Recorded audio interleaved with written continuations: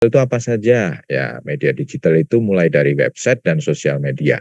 Ya, website itu hal yang sangat penting. Nanti saya jelaskan berikutnya. Kemudian media sosial media, Facebook, Instagram, YouTube, TikTok dan sebagainya itu media promosi, media pemasaran yang bisa kita setting. Ya, kita setting ketika kita ingin melakukan ads ataupun pemasaran secara digital lebih bagus dan lebih murah dan lebih tersegmentasi dari sisi demografi, kemudian pola perilaku dan lain sebagainya bisa diset. Ya. Nah, kalau teknik marketing above the line-nya bisa kita sampaikan atau kita placement di iklan TV, radio, billboard, flyer, dan digital LED atau OOH, outdoor information LED board, misalkan digital signboard giant misalkan gitu, itu merupakan ATL atau above the line-nya ya, kita bisa pasang di situ. Kemudian below the line-nya adalah kita bikin event sponsorship ya, TTL-nya kita lakukan beberapa pilihan digital atau pemasaran secara terintegrasi 360 derajat marketing ya. Jadi dari media digital dan teknik marketingnya kita sama-sama coba optimalkan ya. Nah, untuk kelebihan daripada digital marketing itu adalah pertama, kalau kita melakukan pemasaran secara digital, yang mudah adalah kita akan melakukan pemasaran dengan mudah. Jadi promosi atau pemasaran dengan mudah. Apa? Misalkan kalau dulu kita nyebar brosur, ya harus ditip ke tukang koran zaman dulu, tahun-tahun zaman saya tahun 80-an 90-an, nitip ke tukang koran, bayar ke tukang koran, nanti tukang korannya masukkan di selipan tengah koran ya, kemudian ditaruh di rumah-rumah yang berlangganan, atau kita suruh orang nih tukang becak muter komplek nyelipin brosur-brosur ke pintu-pintu pagar rumah-rumah penduduk ya, atau dulu ada juga nyebar di lampu merah. Itu cukup effortnya cukup besar dan segmentasinya tidak jelas ya. Yang penting brosurnya sudah tersebar dan biaya cetaknya juga lumayan mahal. Kemudian kita dapat berinteraksi langsung dengan target. Kalau kita dulu zaman nyelipin brosur di koran, kita nggak bisa. Udah nyebar brosur, misalkan ayo datang beli paket screening torak, ronsen misalkan. Siapa yang tertarik dan sebagainya kita nggak tahu. Gitu. Dan jangkauannya pun kalau kita di tukang koran, misalkan yang baca adalah pembantu rumah tangga, ataupun tukang kebun yang di rumah dan lain sebagainya. Tapi kalau segmentasi untuk digital marketing sekarang sudah luar biasa. Kita mau target siapa aja bisa. Misalkan kita target di lingkungan Makassar, kota khusus kota Makassar, radius 10 kilo dari rumah sakit kita bisa. Radius 10 kilo yang kita tembak umur berapa? Oh, misalkan umur kayak tadi tuh. Misalkan 35 sampai 55. Kemudian behaviornya apa? Misalkan dia orang yang suka browsing-browsingnya terkait kesehatan, kita tembak terkait kesehatan. Atau mungkin orang yang terkait layanan wellness, olahraga, kita tembaknya ke situ. Bisa kita atur, kita set. Dan ketika iklan kita belum diklik atau belum dibaca, kita tidak perlu mempaykan atau membayar dari nilai iklan, itu sangat luar biasa efektif ya. Dan biaya iklannya terjangkau, biasanya cukup murah sekali, biasanya cuma satu lembar brosur sampai ke customer itu ada yang 50 perak, 100 perak, ada yang 200 perak, murah sekali ya.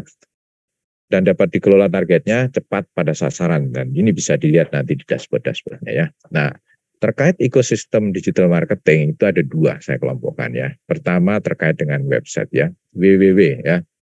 www ini lahir tahun 1989 ya.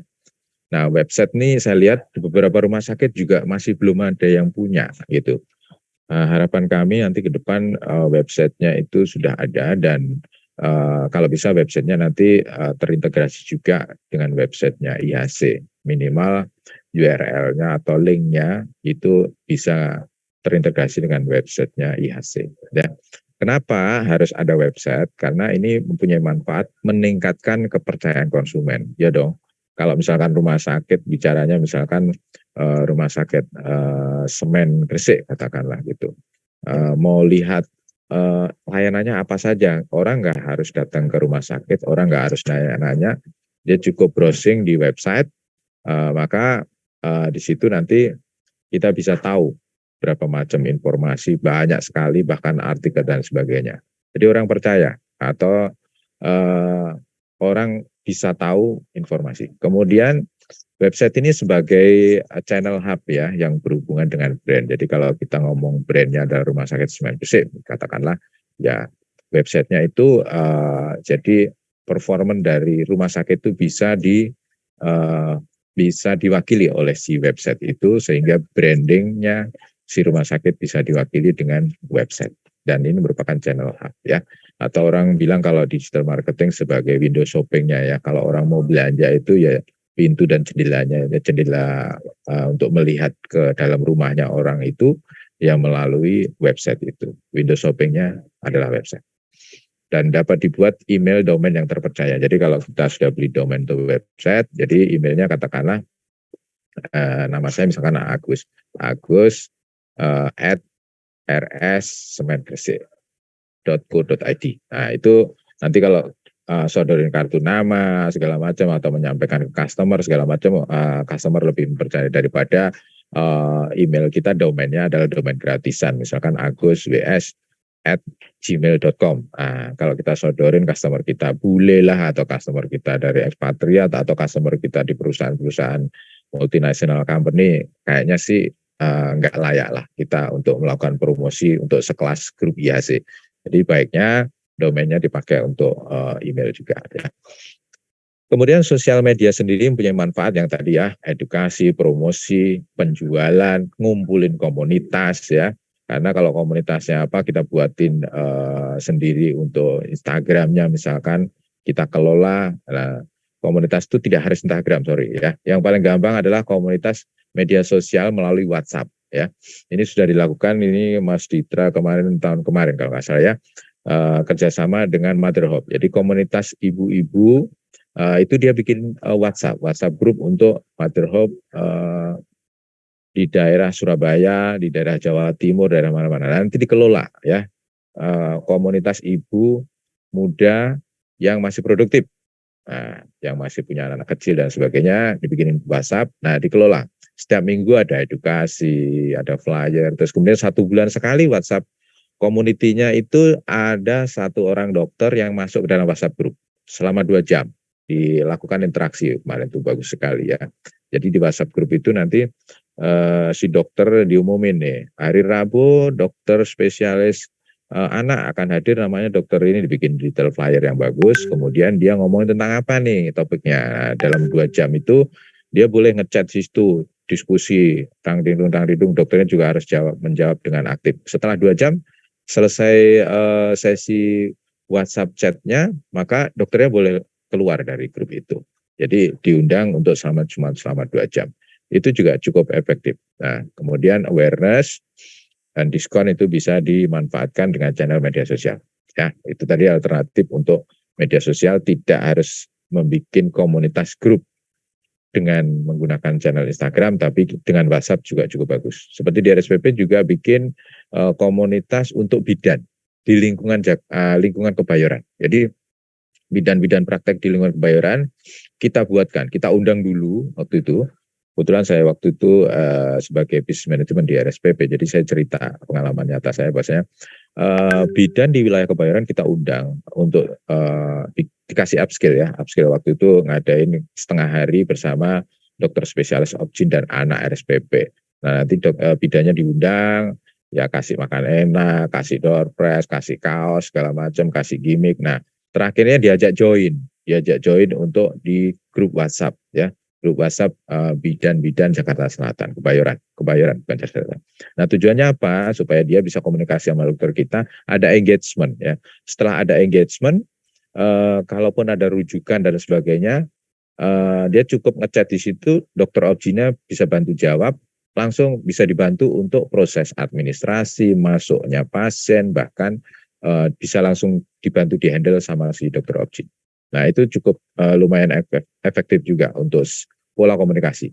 Untuk pola pemasaran tentunya tergantung juga bagaimana salesnya ataupun promotionnya membuat paket-paket ataupun grafis promotion yang menarik untuk bidan di sini bukan sekitarnya. Jadi ada beberapa pengelolaan community yang sudah saya contohkan adalah itu tadi ya, yang gampang saja buat WhatsApp group untuk komunitas-komunitas di lingkungan rumah sakit Bapak Ibu. WhatsApp group bidan, WhatsApp group misalkan tadi ibu-ibu usia produktif. Tapi jangan lupa Bapak Ibu, ketika Bapak Ibu akan membuat komunitas yang membuatkan ada rumah sakit Bapak Ibu, jangan langsung secara hard selling atau hard promotion. Hard promotion itu kayak apa? Langsung misalkan di telepon, oh, Bu bidan ini, ya, Ibu bidan ini, Bu bidan A, bidan B, langsung mau ya masuk gabung ya grup ya, langsung di add segala macam, jangan. Jadi buat bridging frekuensi yang sama dulu, diundang, ngobrol, makan, bikin sharing session, dikasih kaos, dikasih gimmick segala macam. Nah terakhirnya baru CTA-nya adalah closing-nya adalah ngajak masuk ke dalam grup WhatsApp. Nah, biasanya begitu. Termasuk community juga gitu.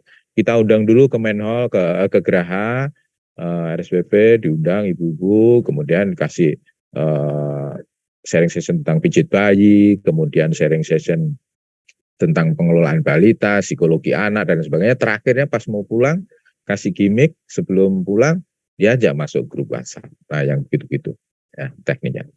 Nah, ini ada beberapa case yang tadi yang merupakan alternatif yang saya berikan adalah WhatsApp group. Yang kedua ini secara per slide ataupun beberapa alternatif yang saya bisa sampaikan adalah digital marketing campaign, alternatif kegiatan ya, activity digital marketing yang bisa dilakukan di rumah sakit selain WhatsApp group tadi adalah ini dokter as a marketer ya. Intinya adalah melibatkan dokter untuk kegiatan publikasi, promosi, penjualan produk ataupun layanan di media sosial. Kanal media sosial siapa? Ya kanal media sosial si dokter itu sendiri. Jadi bukan kanal media sosial rumah sakit. Kalau kanal media sosial rumah sakit kan sudah dikelola oleh tim digital marketing atau promotion atau humas. Tapi kalau kanal media sosialnya pribadi yang dikelola individu oleh si seorang dokter, itu beda lagi. Nah, ini kita bikin campaign dokter as marketer, melibatkan dokter untuk kegiatan publikasi, promosi, penjualan produk dan lain. Nah, bagaimana caranya? Nah, pertama, kita harus tentukan dulu tujuannya. Tujuannya kita sampaikan ke dokter bahwasanya dokter adalah personal, bisa meningkatkan personal branding, hospital service promotion, corporate branding, corporate promotion. Nah, dokter memang tidak praktek di satu tempat, di beberapa tempat. Tapi ketika personal brandingnya di rumah sakit kita itu lebih bagus, maka kaitannya adalah pasien datang itu ketertarikannya tidak hanya ke rumah sakit, tapi ke dokternya juga.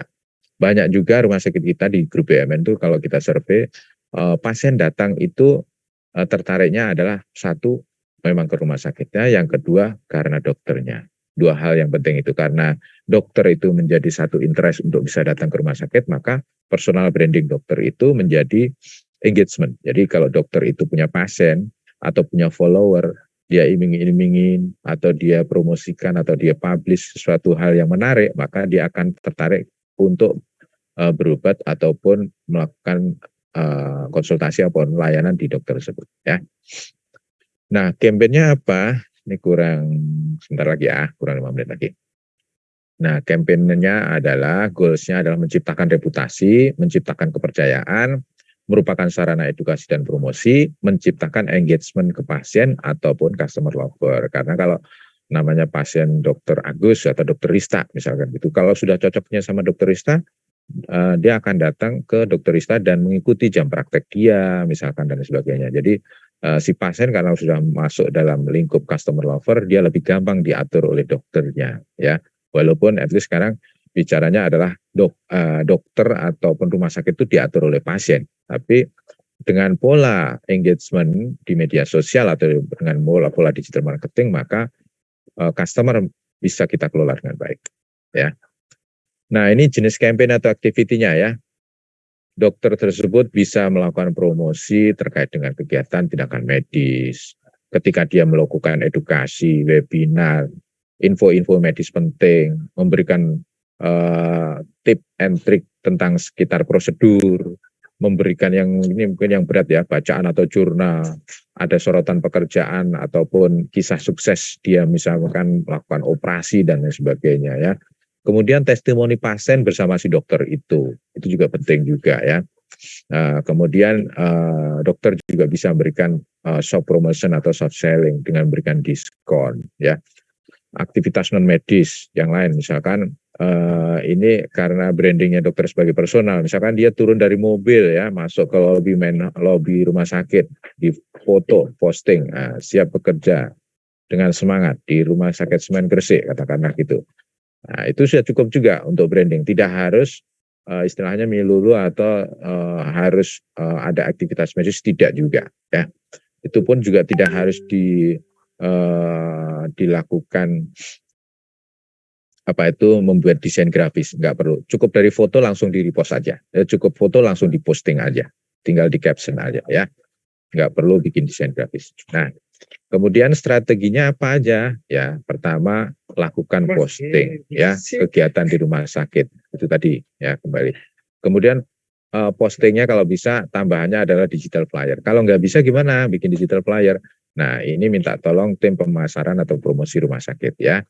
Kemudian di postingan si dokter itu jangan lupa, biasanya kan ada lokasinya, tulis lokasinya, dia berada di rumah sakit misalkan rumah sakit UI atau rumah sakit misalkan Garam misalkan gitu ya.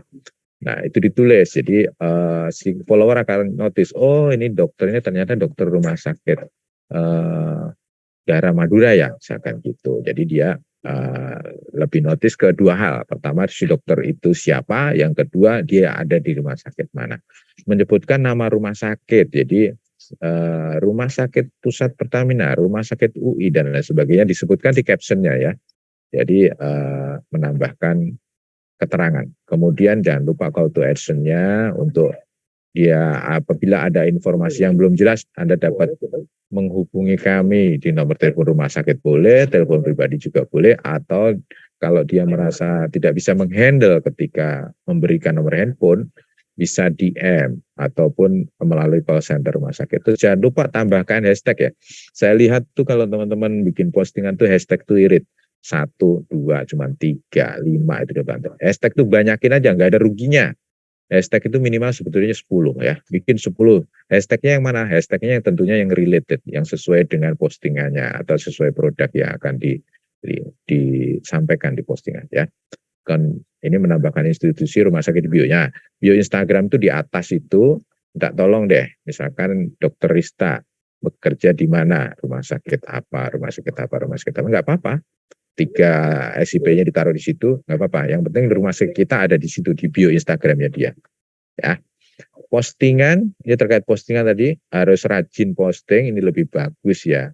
Kalaupun tidak rajin, minimal rutin. Kalau misalkan seminggu 2 kali, ya udah seminggu 2 kali. Misalkan jadwalnya Senin Kemis sambil puasa, Senin Kemis jangan lupa mau buka puasa posting dulu. Nah itu juga bagus, rutin. Yang penting rutin, jangan ngacak. Nanti pola daripada Instagram itu akan terpola sehingga untuk mendapatkan follower dan engagement customer itu lebih bagus ya. Kemudian ketika posting itu sebenarnya ada teorinya Mas Ditra, nanti tahu banyak itu teorinya untuk posting itu kapan segala macam. Itu harus menggunakan analitik daripada si media sosial kita ya. Nah, ini bagusnya sih kalau media sosial analitiknya dibuka itu kita bisa harus ambil jam peak-nya postingan kita biasanya jam berapa. Kita bisa ambil 30 menit sebelum peak postingan baru diposting. Itu yang lebih bagus. Tapi kalau nggak pernah trial, nggak pernah testing, kita bisa ambil ini. Ini beberapa rekomendasi dari beberapa media sosial atau orang-orang yang memiliki follower banyak ya. Itu jam 8 sampai jam 9 itu kalau pagi posting ya. Kemudian siang yang bagus postingnya jam 11 sampai jam 13. Kalau sore jam 17 sampai jam 19. Kalau uploadnya sekali, bagusnya postingnya sore saja. Jam 17 sampai jam 19. Itu postingan. Kemudian kalau postingnya 2 kali, itu ambilnya yang siang sama sore. Kalau 3 kali baru pagi, siang, sore. Ya gitu ya, Bapak Ibu ya. Jadi postingannya diambilnya kalau cuma sekali, ambilnya di sore saja 17 sampai jam 19 ya. Bisa pilih salah satu. Tapi ini yang gampangnya saja, yang benar itu sebetulnya melalui analitik ya.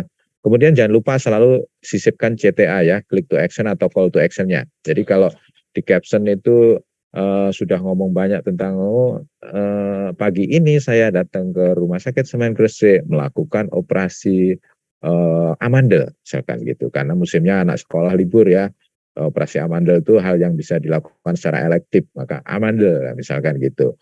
Pengen tahu tentang operasi amandel yang tidak sakit, hubungi kami, misalkan di nomor handphone rumah sakit, atau misalkan klik di bio kami, lihat di bionya, atau kemudian like and share. Nah, klik apa itu CTA itu banyak ya, bisa nyuruh like and share, bisa suruh hubungin kita melalui WhatsApp ataupun menelpon dan sebagainya. Intinya CTA itu adalah kalimat ajakan ya, untuk supaya arahnya nanti supaya closing ya atau pembelian.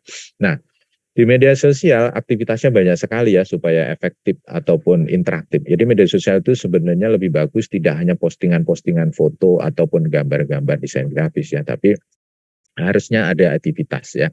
Aktivitasnya misalkan gimana, waktu ada musim bola kemarin kita bikin giveaway ya, siapa yang menang nih. Nah, tapi ketika siapa yang menang dikasih hadiah, nah sebelum dia mendapatkan hadiah, sebelum dia mendaftar sebagai orang yang akan kita undi, kita suruh dulu nih like, follow. Jadi kalau belum melakukan like, belum follow, tidak dimasukkan sebagai orang yang bisa dimasukkan dalam kategori undian. Ada juga yang lebih gila lagi itu sudah suruh like, suruh follow, suruh posting di reel, suruh posting di story. Nah, baru itu nanti bisa ikut lucky draw ataupun giveaway, misalkan gitu. Nah, ini juga ada nih, misalkan beberapa pertanyaan, terus kemudian bisa jawab pertanyaan, dapat hadiah. Tapi sama, biasanya dia harus like, follow, posting, dan sebagainya, atau share gitu ya. Nah, kemudian di website ya, jadi ada media sosial dan website. Di website itu biasanya di landing page-nya untuk home-nya, itu orang bukanya kan biasanya yang pertama di home. Itu beberapa website tuh bagusnya adalah adanya pop-up ya, misalkan kita lagi bikin promo untuk awal tahun, misalkan promonya misalkan medical check up, begitu buka yang pertama langsung muncul satu promosi media di website kita, promo medical check up. Nah, ini saya ambil contoh reksadana ya. Reksadana itu begitu buka Bareksa itu begitu buka langsung pop-up-nya pilih reksadana Anda, promosinya gitu. Nah, terus CTA-nya apa? Suruh ngisi data begitu. Begitu dia tertarik suruh ngisi data untuk dihubungin kembali atau untuk proses closing ya. Nah, ini beberapa hal yang tidak boleh dilakukan untuk postingan dari media sosial ya. Tentunya pertama kita tidak boleh melanggar undang-undang, termasuk undang-undang itu banyak sekali ya. Undang-undang promosi pemasaran, undang-undang publikasi. Ini yang lagi ngetren adalah undang-undang UU ITE ya. UU ITE nanti Bapak Ibu bisa lihat di Junto pasal 45 itu terkaitan dengan postingan atau publikasi. Kita itu dilarang melakukan postingan atau publikasi ketika kita tidak diberikan hak ya. Diberikan hak itu juga luas ya, misalkan kita tidak diizinkan sama yang punya foto, yang punya pasien dan lain sebagainya ya. Melanggar norma di masyarakat. Nah, postingan pasien tanpa persetujuan tertulis pasien dan atau keluarga pasien ini nggak boleh ya. Jadi kalau kita posting ada keluarga pasien atau bikin testimoni atau testimoni pasien, itu pasiennya harus setuju. Di grup marketing bulan lalu kita sudah sampaikan terkait dengan inform consent segala. Formatnya kami juga ada. Di formatnya adalah bahwasanya si orang yang kita posting bersama kita atau posting secara mandiri oleh kita, fotonya ataupun videonya itu tidak ada hak untuk menuntut. Nah, itu sudah sebut tanda tangan. Kemudian ada saksinya, di bawah itu ada kolom saksi. Saksinya siapa? Sebaiknya ada saksinya keluarga atau teman dan lain sebagainya. Kalau nggak ada saksi nggak apa-apa. Yang penting orang yang diposting itu sudah setuju. Termasuk juga saya lihat ini media sosial di rumah sakit mulai banyak nih karena promosi untuk paket melahirkan. Jadi supaya bagus bayinya itu didandanin, kemudian taruh di frame yang khusus, di foto. Nah, di situ kemudian sama tim kita untuk salah satu contoh, nih loh kalau Anda nanti melahirkan di kami, kita kasih plusnya adalah foto frame ibu dan anak atau bayinya, biasanya dipakein, ada yang pakai kerudung, ada pakai ala-ala Arab, atau pakai kayak Sinterklas dan sebagainya, bayi yang baru lahir sudah dandan dan foto itu, dan kita posting di Instagram kita. Jangan lupa itu foto itu, yang memiliki foto itu harus tanda tangan. Kalau pasiennya bayi nggak mungkin, tentunya keluarganya yang menyetujui. Itu bahaya nanti kalau keluarganya tidak setuju, nanti kita kena berbahaya. Ujung-ujungnya duit. Posting area sensitif tidak boleh, posting menggunakan gambar, video yang sadisme, misalkan operasi lagi bedah, videonya lagi bedah-bedah tulang dan sebagainya, enggak. Jadi kalau bikin video operasi, itu yang diposting apanya? Yang diposting lingkungannya aja. Kemudian organ mana yang mau dioperasi biar tahu ini benar-benar operasi. Nah, biasanya misalkan operasi lutut nih, ketika di marker, jadi di marker sama si dokter, itu aja, proses markernya aja. Tapi nggak perlu waktu bedahnya, waktu menjahitnya, segala macam proses menggantikan replacement tulang segala macam nggak perlu itu ya. Nanti jadinya malah di-ban nanti gambar kita ya. Kemudian postingan dengan kalimat-kalimat yang hiperbola untuk promosi nggak bisa. Rumah sakit kami paling bagus, alat kami paling canggih, tidak boleh itu ya. Memposting kartu identitas, alamat pasien, nomor telepon pasien tidak boleh ya. Jangan posting tentang hal-hal yang sensitif atau menjelekkan produk lain ya. Ini pernah kejadian di rumah sakit yang pernah diskusi sama saya itu zaman COVID nih ya. Dia tidak sengaja menjelekkan di rumah sakit orang lain. Di rumah sakit lain nggak punya tuh, rumah sakit A sana nggak punya ruang khusus untuk negatif pressure. Nah, ternyata dia punya, orangnya komplain. Nah, bermasalah lah kita. Jadi jangan pernah membandingkan produk kita dengan produk rumah sakit lain. Ya. Nah, ini contoh-contohnya tadi ya, yang dokter marketer ya. Jadi si dokter ini di rumah sakitnya, rumah sakit Alam Sutra ya, bisa Alam Sutra ini contohnya. Ini dokternya cukup terkenal, ini followernya cukup banyak sekali, 26.000 ya. Jadi dia itu nanti dokter, Bapak Ibu bisa lihat juga ini postingannya dokter Chang ini. Dia kalau memposting bersama pasien, kayak apa bikin captionnya, dia kalau pas operasi yang diposting juga cuman kayak gitu dan lain sebagainya. Nah ini bisa dicontoh. Nah ini evidence yang sudah pernah kita optimalisasikan di RSPP. Jadi dokter-dokter yang punya follower banyak, ini kita ajak bicara untuk membantu memposting. Nah ini tadi yang saya sebut sebagai bio Instagram ya, seperti dokter Ata nih, dokter spesialis anak, ini 5.000 followernya ya. Jadi dia nyebutin tuh, dia dokter spesialis anak di RS Pusat Pertamina, Kemang Medical Care Brawijaya, nggak apa-apa. Ya ini haknya dia karena ini Instagram pribadi, tapi nama rumah sakit kita ada di situ gitu. Ini sudah menjadikan poin baik untuk promosi ya. Oke, Bapak Ibu, cukup itu yang bisa saya sharing untuk session pertama, nggak usah terlalu berat-berat karena juga hari Jumat ini pas 1 jam lagi, saya dikasih kesempatan setengah jam.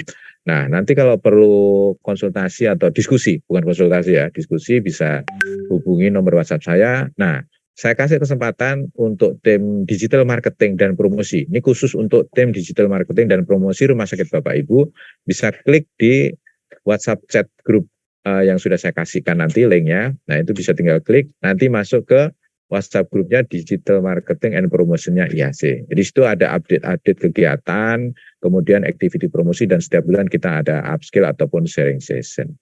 Mungkin itu kalau masih ada waktu nggak? Kalau masih ada waktu, Mas Ditra mungkin tambahkan tentang website dan media sosial, mungkin 5 menit kali ya. Silakan.